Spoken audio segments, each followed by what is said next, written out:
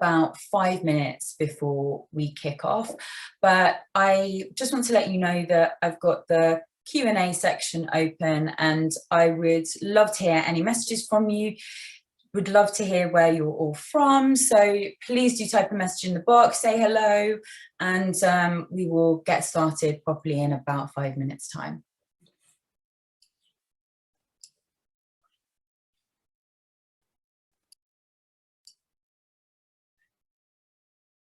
Aloha from Hawaii, that's a great start. Hello.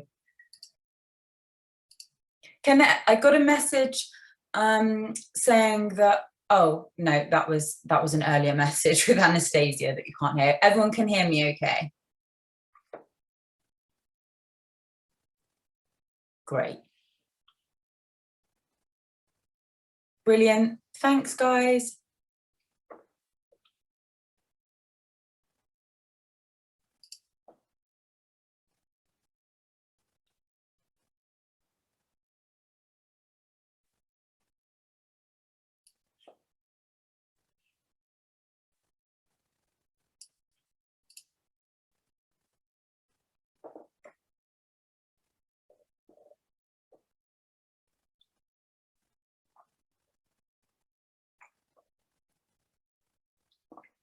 Hello, Kate from London. I'm in London as well.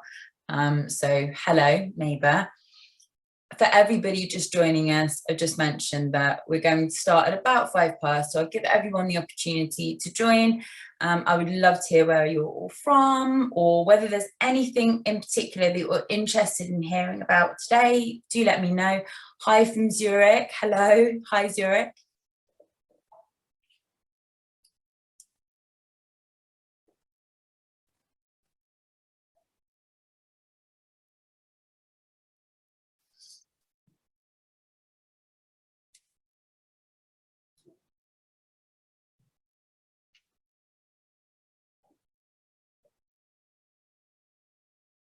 Berkshire. Hi, Brenda in Berkshire.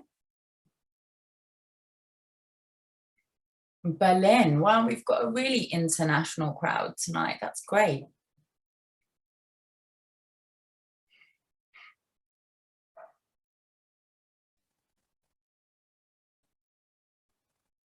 We'll give it 1 more minute and then we'll get started.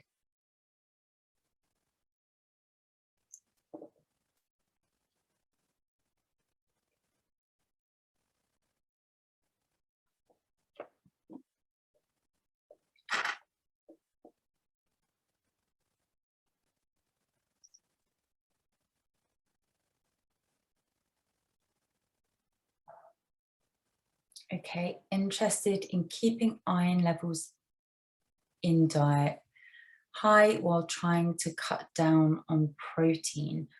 Brenda, that's an interesting question. Thank you. I'd be very curious to know why you're looking to cut down on protein. Yeah, let me know. But certainly iron-rich foods don't all have to be high in protein. So many vegetable sources of iron, especially dark green leafy vegetables, although they are not necessarily such a well-absorbed form of iron when compared to iron, heme iron from animal sources. Okay, so it's 5 minutes past, so we'll get started. Thank you everybody for joining me tonight, and thank you to Anastasia and A Small World for asking me to host this webinar tonight. We are going to be looking at how you can lose lockdown weight. Now, if you have gained weight in lockdown, you are not alone.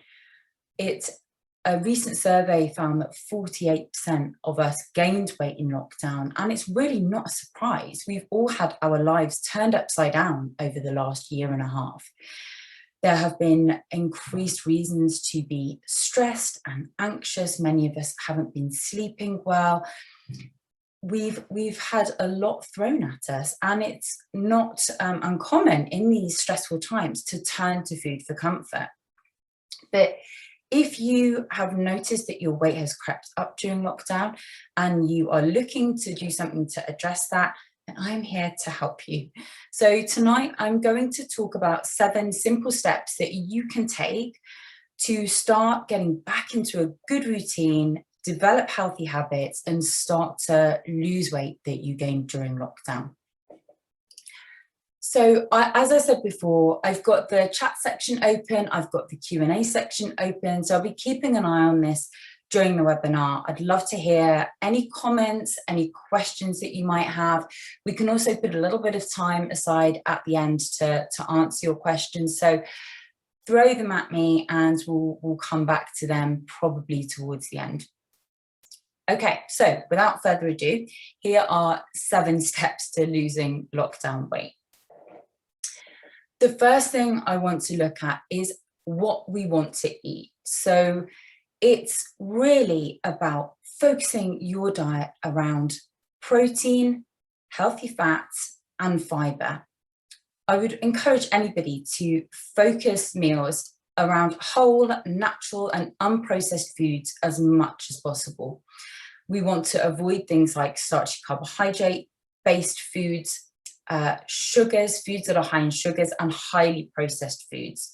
I teach my clients to structure meals around good quality proteins, things like fish, good quality organic meat in moderation, seafood, eggs, vegetarian sources of protein like tofu, tempeh, and even good quality protein powders. And protein is important because it fills us up and it keeps us satisfied. So it really can help to prevent snacking between meals. Secondly, healthy fats are really important. We know that the historic low-fat diets really aren't the best way to lose weight. And what we want to do is incorporate moderate amounts of healthy fats in our diet. So things like olive oil, coconut oil, nuts, seeds, avocados, omega-3s from things like fish. Fish are a good source of protein. They also contain healthy fats. And then finally, plenty of vegetables and salads. So in this country and in the Western world in general, we tend to structure our meal around a lot of starchy carbohydrates, things like cereals, bread, pasta, rice, potatoes. But starchy carbohydrates will break down into simple sugars. And when you're feeding the body a lot of carbohydrates, the body's always going to prioritize burning those carbohydrates for energy over burning stored body fat. So really it's about looking to provide the body with what it needs to stay nourished and minimizing the carbohydrates, sugars, and the processed foods that are going to compromise our body's fat burning. So in terms of tip number 2 is prioritize sleep. This is not something that we generally associate with weight loss, or our weight in general. We hear a lot about the importance of good quality sleep and optimal amounts of sleep for our health in general, but it's also really important from a weight management perspective as well. When we don't get enough good quality sleep, then our bodies produce more of the hunger hormone known as ghrelin and less of the satiety hormone that we call leptin. And this means that you will feel hungrier and feel less satisfied from the food that you do eat. And obviously this is not ideal from maintaining, a healthy diet. Of course, when you get that hunger and the cravings, then it's generally not salad that you're craving. It tends to be the sugary, starchy carbohydrate foods. So work on identifying how much sleep do you need to feel good. And then look at healthy sleep habits. So things like not drinking caffeine in the afternoon, getting into a good bedtime routine, aiming to go to bed at the same time each night. If you struggle to get to sleep, then listening to a sleep meditation can be really beneficial. I advise some of my clients to set an alarm in their phone to actually prompt them to start to get ready for bed. It can be really easy to get onto a bit of a Netflix binge, and then before you know it, it's nearly midnight. So if that's something that you find yourself doing, setting an alarm in your phone to just prompt you to get ready to go to bed is a really good idea. So tip 2 is sleep. Number 3, avoiding sugar. So we know that sugar is not good for our health. It's not good for our teeth. It predisposes us to issues like diabetes, and eating too much sugar is one of the fastest ways to gain weight. So if it's not used for immediate energy, then your body can convert sugar into stored body fat and store it for later use. So if you eat sugar and you're about to go out and run a marathon, then your body will utilize that sugar for energy. But if you are not going to, if you're just sitting eating biscuits at your desk, then your body will store that sugar. And there are different ways that it stores it. It will store it in your muscle and your liver as glycogen, and it will carry it away and store it as stored body fat. So keeping sugar to a minimum is a really important consideration when it comes to losing weight. And it's the one thing, if when people say, you know, what are the things to avoid? Overly processed foods and sugars. I think it's really important to bear in mind as well that sugar is present in so many different foods. So we might naturally think of high sugar foods as things like biscuits, cakes, sweet, but there are a lot of places that sugar is hidden that we need to look out for as well. So for example, sauces, cereals, energy bars, even those healthy looking bars. So very often you will see on food labeling, no added sugar. But if you have ingredients, for example, in an energy bar, like dates that are naturally very high in sugar, then you don't need to add sugar to that product to make it taste sweet. It's already naturally very high in sugar. And there's a lot of confusion around natural sugar. So people say, oh yeah, but you know, it's a natural sugar from dates or from fruit juice. Unfortunately, the body cannot tell the difference between sugar from a Mars bar or sugar from fruit. As far as the body's concerned, sugar is sugar. And if you have too much of it in any form, it's not a great idea. So when we talk about fruits, I really encourage my clients to focus on lower sugar fruits. Things like berries, coconut is a nut, but we commonly think of it as fruits, and avoid the things like the higher sugar fruits, the tropical fruits, things like bananas, pineapple, mango, dried fruits. I would really encourage you to keep to a minimum. And then fruit juices as well. Fruit juices are often sort of promoted as one of our 5 a day, but they are really high in sugar. So even some of the green, sort of healthy looking green juices, it's really worth switching your packaging around. So paying less attention to what is on the front of your food packaging and looking at the ingredients list and the nutrition information. And generally speaking, a food that contains 5 grams or less of sugar per 100 grams is classed as low sugar. But the less that you can consume, the more it will help you to lose weight. So really do get into the habit of reading food labels and understanding just how much sugar is in your food. Tip number 4 is address non-hunger eating. So many of us eat for reasons other than genuine hunger. And it's no surprise that things like stress, loneliness, boredom have affected many of us during the pandemic.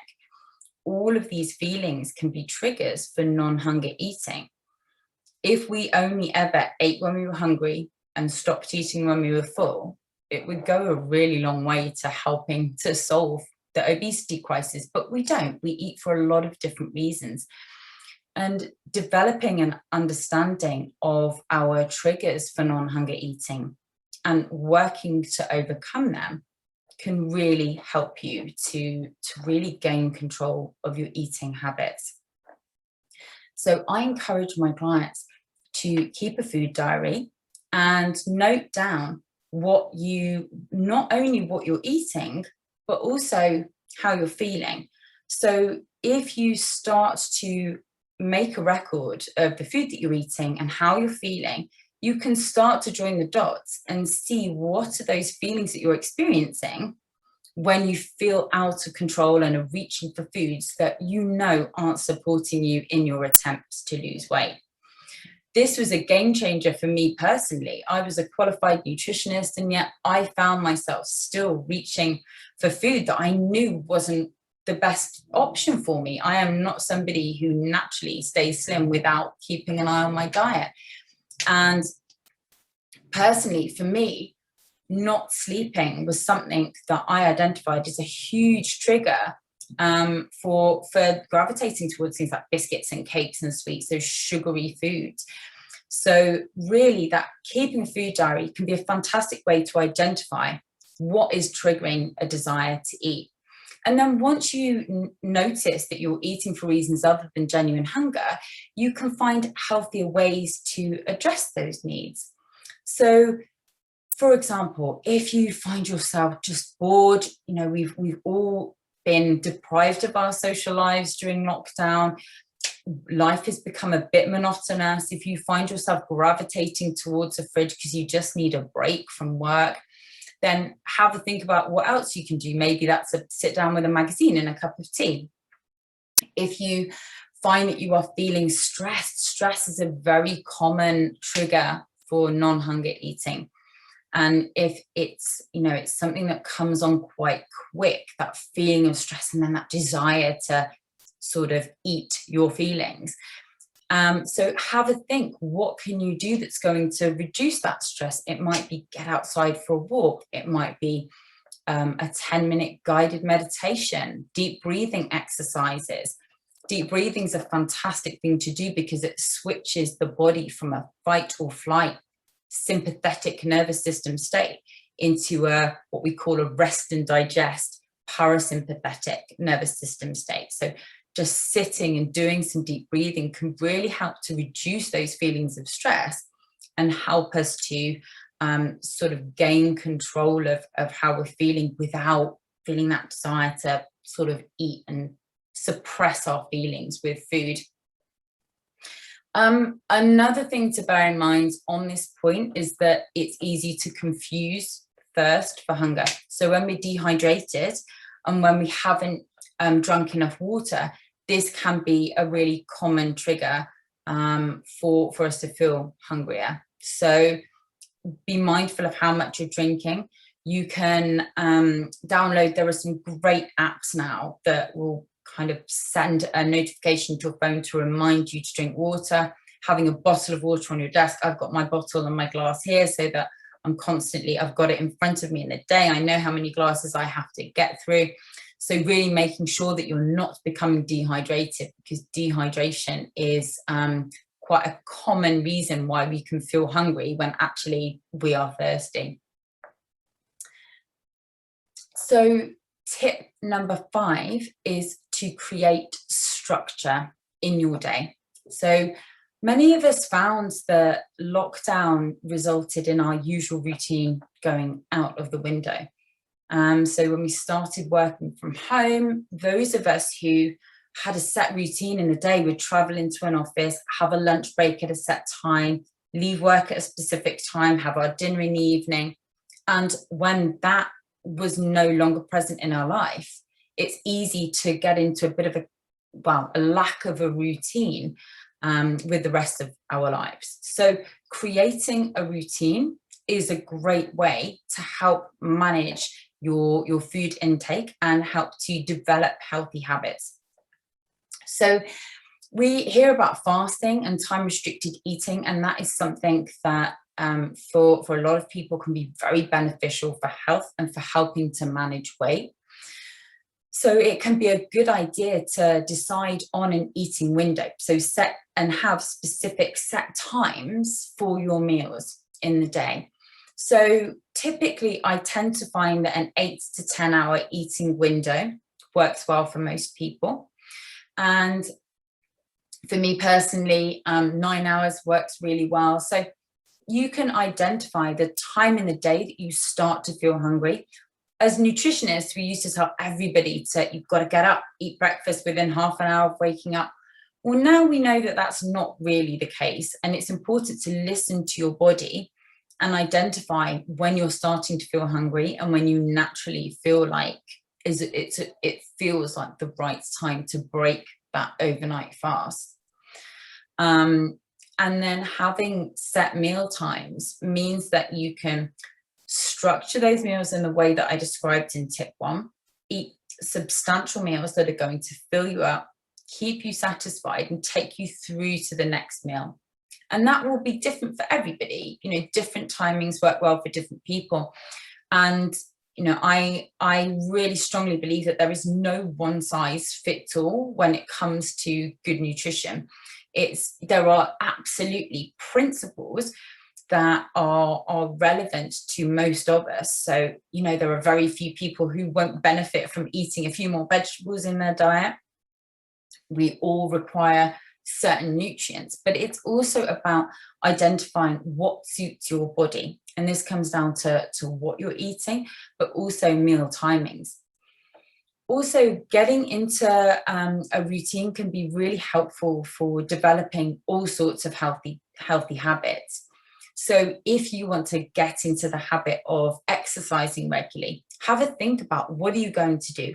What days are you going to do it? And by planning that out in advance, it leaves less down to chance when the time comes. So personally, I work out 3 times a week, Monday, Wednesday, and Friday. I have a personal trainer, and that is booked in my diary, and it's a non-negotiable. It's something that I just do, and I'm in the habit of that structure and that routine. And I think the more that you can get into developing healthy habits and making it something that you do on a consistent basis, you do it without thinking about it, and it just becomes part of your lifestyle. Because what we want to do is not view weight loss or developing healthy habits that will result in weight loss as a short-term quick fix. You know, I am purposefully sharing with you tips that can create healthy habits and really benefit many different areas of your life. And hopefully in the long term, this isn't just, you know, how can I lose 5 pounds in 5 days and then gradually the weight creeps back on. What we want is for you to get down to a weight that you feel happy at and really develop those habits that will enable you to sustain that in the long term. So tip number 6 is to create accountability. And this is something that I have seen from firsthand experience can really be a game changer when it comes to the likelihood of, you know, achieving whatever goal it is you want to achieve, whether it's a health goal, a weight loss goal, or something completely different. Having somebody to be accountable to significantly increases your chances of achieving that goal.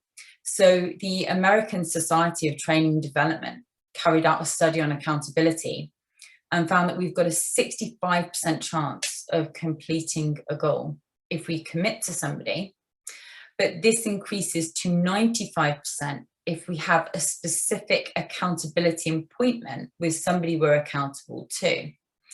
So in the UK, certainly, there are certain groups, Weight Watchers, Slimming World, that are incredibly popular, where you go along to a group each week, you get weighed, and there is that accountability. And I believe that one of the reasons why these are so popular is because of that accountability element. So we are all grown adults. There can be that feeling like, you know, I know what I should be doing. I shouldn't need somebody to sort of tell me what to do. But actually, we know from research that having accountability can really help us stick to our goals.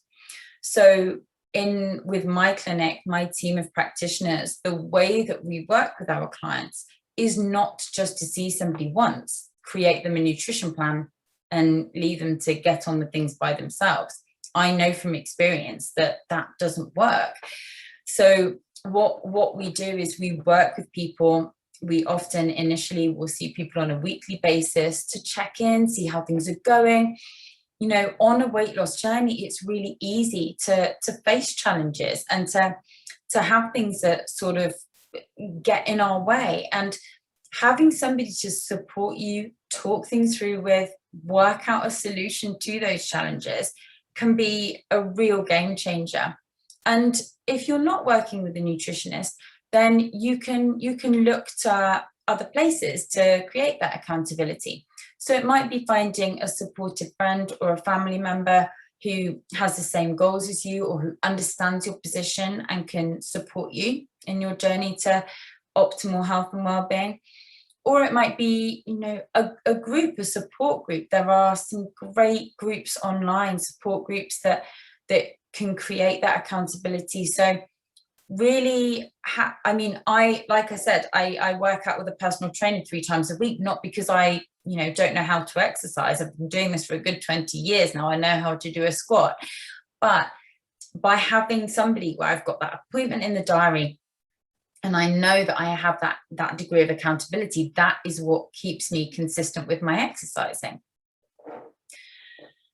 So my final tip is scheduling self-care.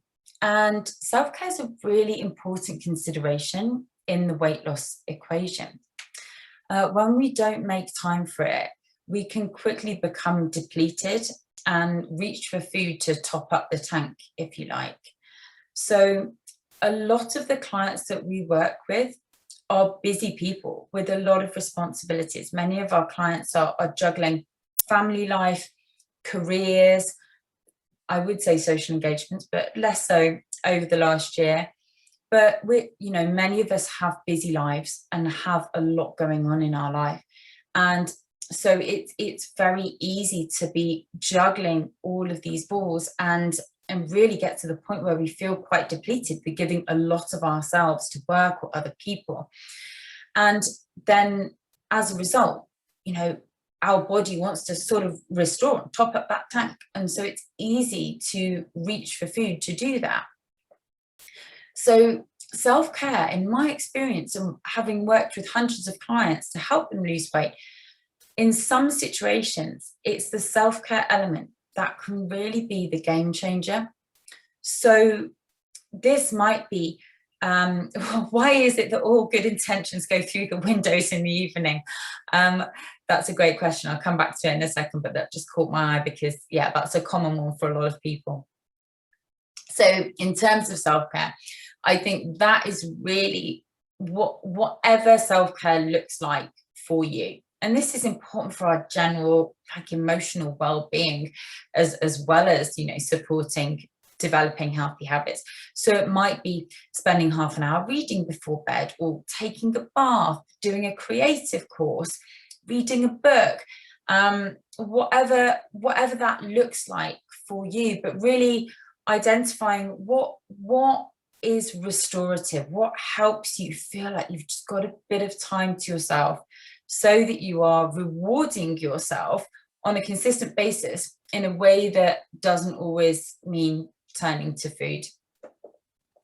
So before we come on to questions, to summarize, my 7 top tips for losing my lockdown weight are structuring your meals around protein, fat, and fiber, prioritizing sleep, keeping sugar to a minimum, and this means starchy carbohydrates as well, which will break down into simple sugars. Addressing non-hunger eating, and a food diary is always a great place to start. If you're going to start losing weight, keeping a food diary to identify, you know, those unhelpful habits or non-hunger eating is a good place to start. Structure, creating a structure and a routine in your day, in your week, to help you know what you are aiming for. Creating accountability so that you've got some support to help you navigate challenges and somebody that you know is going to check in on you. And scheduling self-care, so making sure you are finding ways to reward yourself that don't mean turning to food. So I'm now going to head over to the chat section. I've got the chat section and the questions open here, so please feel free to fire away. Okay, a couple of comments here. So glad you said fiber. So many diets are keto-based without understanding that our immune system is predominantly located in the gut. So Yeah, fiber is important for our gut health. Ketogenic diets do really suit some people. When it comes to weight loss, you know, I will put some of my clients on a ketogenic diet. I'm not against them. But in doing so, you have to be really careful to make sure that you are getting the nutrients that you need. So a ketogenic diet, for anybody who doesn't know, is when you reduce the levels of carbohydrates to a very low level, and your body then switches over to burning stored body fat as a primary energy source. So we talked earlier about how the body will prioritize burning carbohydrates for energy if that's what you feed it. But if you reduce carbohydrates, then the body will switch over to burning fat as a primary energy source.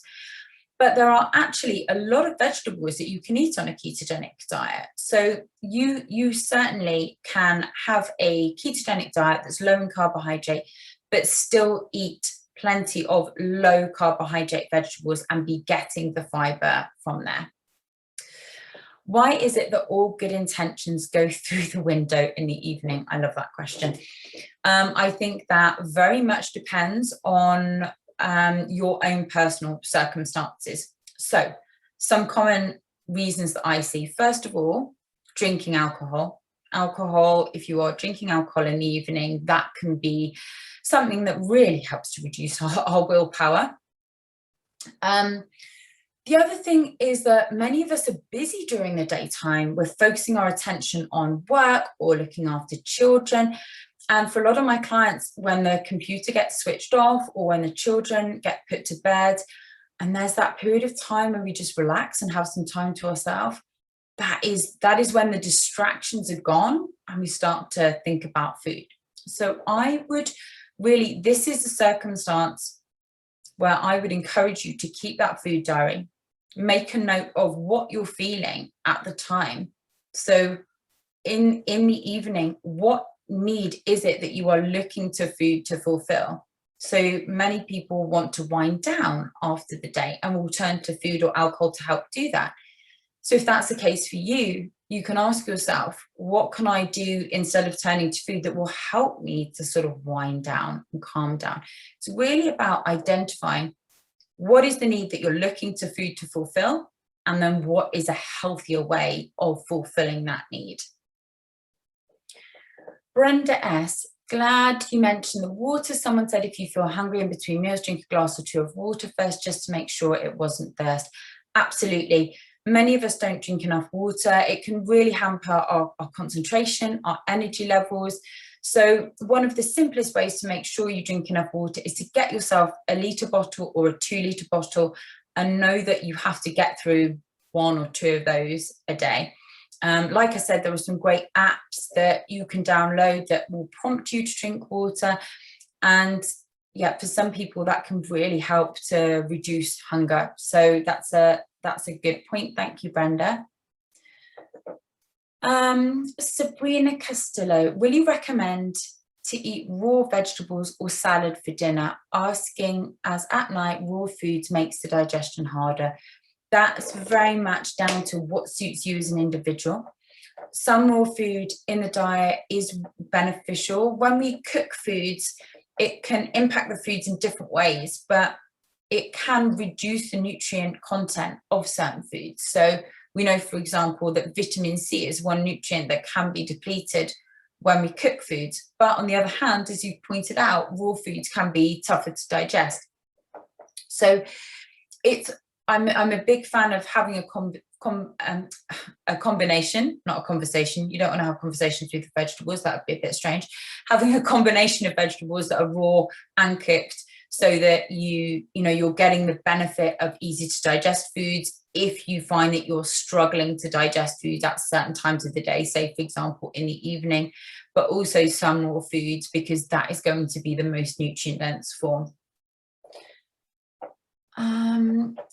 There is this theory that in the evenings all the decisions for the day are used and there's no willpower left. Oh, that's very interesting.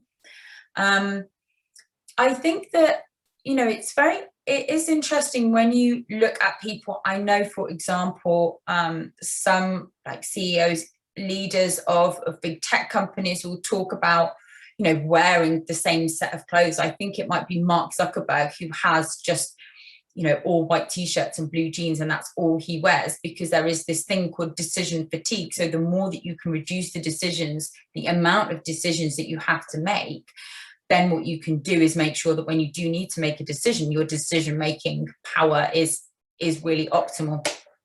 And so this comes back to one of the reasons why I think getting into a routine is a really good thing, because you then don't have to get up in the morning and think, oh, shall I work out today? Should I not? You just know that Monday is workout day. So you get up, you put on your gym kit and you do it. I bought myself one of these colourfuls 2-litre fitness bottles, and it really helps me drink at least this bottle. Brilliant. That's a great thing. I think if you have something that you enjoy drinking out of, I mean, I have my little glass with bees on, which I know it sounds very simple, but I just really like this glass and it makes me want to drink out of it. So the more you can create situations to make things easy and enjoyable, the more likely you are to stick to it. Okay. I started sucking on peppermints in the evening to keep me from eating anything else. Okay, my only comment on that would be, if they're peppermint sweets, watch how much sugar is in there. But certainly if that works for you. Okay, I've got a couple of questions on the Q&A. Is there a better milk substitute drink, e.g. oat almond, to help lose weight? Yes. So generally speaking, I am not a big fan of dairy. There are many different components in dairy that are not necessarily optimal for human health. From a weight loss perspective, we have to remember that dairy products are designed to grow a small calf into a fully grown cow. So it's literally a solution that is designed to grow us. So in terms of a better milk substitute for weight loss, oat milk is naturally quite high in sugars. You'll be surprised. It tastes delicious, but it's because of the sugar content. Almond milk, unsweetened almond milk is a great one. Cashew nut milk, almond milk's widely available, and so the unsweetened almond milk is a good one to go for. So that's what I would recommend. But it's always worth checking the quality of your milk alternatives. They really vary quite widely in quality. Some are literally just made of water, almonds, for example, and some sea salt, whereas others have got a lot of emulsifiers and stabilizers. So you want a nut milk with a relatively high percentage of nuts and minimal additives. But yeah, unsweetened is one of the most important things. How much fat should we aim for? E.g., how many avocados should we? Okay, so portions of fat. This depends. This is very variable. So the amount of sort of protein or fat we're aiming for does vary from one individual to the next. I would generally say between 4 to 6 portions a day, split between meals. And when I talk about a portion, I'm talking about something like a tablespoon of olive oil or a tablespoon of coconut oil, a palmful of nuts, seeds, half a sort of small, medium avocado. So depending on the individual, I would say around 50 to 70 grams of fat per day. But yeah, that is something that it's important to work out what is best for you. You know, I work with people on a one-to-one basis, so it's very easy for me to make tailored recommendations, whereas, you know, generally speaking, it's a bit trickier because it also depends what you're doing with the rest of your diet as well. Because what we want to do is make sure that you are getting enough calories to feel energetic, to fuel you for your day-to-day activities, but have a calorie deficit to make sure that your body will lose weight as well. So good fats are important, but it's important to keep them in moderation. Okay, so I've got a raised hand, but I don't really know what that means. Some questions. Decision fatigue. Soya milk, kefir. Okay, soya milk, it's okay. It's not great. Soy milk is actually really quite processed. It was a raised hand by mistake. Okay. So soy milk isn't my favorite milk alternative, but it's not the end of the world if it's the only one that you've got available to you. Kefir is good. Kefir is great. So that is kefir. You can get kefir water, you can get kefir milks, and that's a great source of beneficial bacteria for the gut. So a couple of nights ago, I was doing a webinar on gut health, and certainly, you know, this is something that actually has links to our weight and our health in general as well. So it's really important to support our gut health, and foods and drinks that have those probiotic beneficial bacteria like kefir are really good for our gut health. So yeah, definitely something I'd encourage.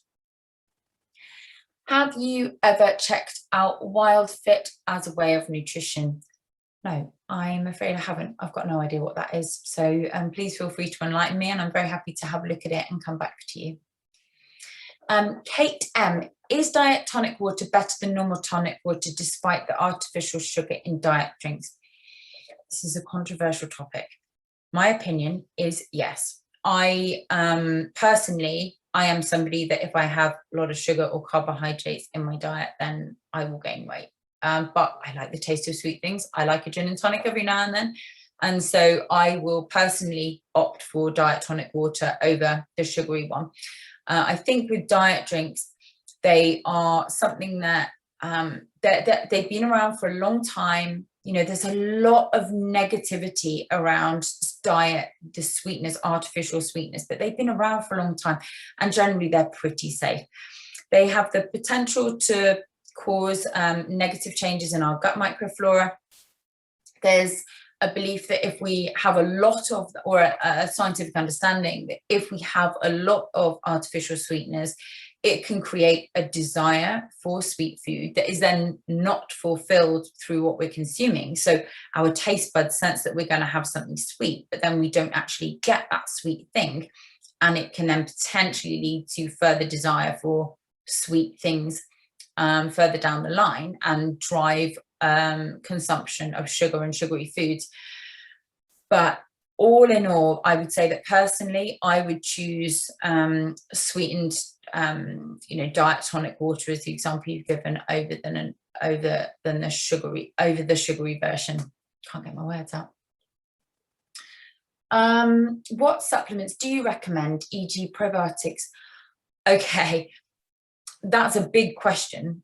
There are a lot of supplements. Are you, Emily, this question was from Emily, are you looking specifically at supplements for weight loss or for general health? This is really something that comes down to what is right for the individual. Generally speaking, if we were looking at general supplementation for optimal health, one thing that most of us could benefit from is vitamin D. So in the UK, the government recommend that we all have a supplement of vitamin D during autumn and winter months, because deficiency is so prevalent. It's such a problem. And certainly we do a lot of blood testing in our clinic, and whenever I request blood tests for my clients, I always put in vitamin D, and the majority of clients that I test are deficient. Those that aren't are normally supplementing. So as a general rule, for most people, vitamin D during autumn and winter months is really, really important. Signs of vitamin D deficiency are things like low mood, tiredness. You can suffer from sort of joint and muscle aches and fatigue, but you can also have deficient levels and be completely symptom-free. So, and you can test yourself at home. There are loads of great at-home test kits nowadays. So if you can't get to the doctor, there are lots of online test kits. You've mentioned some other supplements that I am not a nutritionist who puts everyone on a multivitamin and mineral. If your diet is suboptimal, or if you have a higher nutrient requirement, for example, pregnant women have a higher nutrient requirement, that it's important for them to supplement folic acid or a more natural form of folate. And there are circumstances in life when supplementation is important, but it's not necessarily a one size fits all. So it's quite a difficult question to answer because we're all quite different and we have different requirements. One that I will just mention actually on this topic is omega-3. So many of us have a very omega-6 dominated diet and not enough omega-3. So omega-3 supplement is something that a lot of people can benefit from. Regarding vitamin D, I heard that after 50s, our bodies does not process it any longer. Do you know anything about that? It's not necessarily that our body doesn't process it. The majority of vitamin D, unlike many other nutrients, vitamin D is, first of all, it's actually a hormone or pro-hormone, and we manufacture it in our skin from exposure to sunlight. So if you live in a country where you don't get a lot of sun, then your ability to process vitamin D is reduced.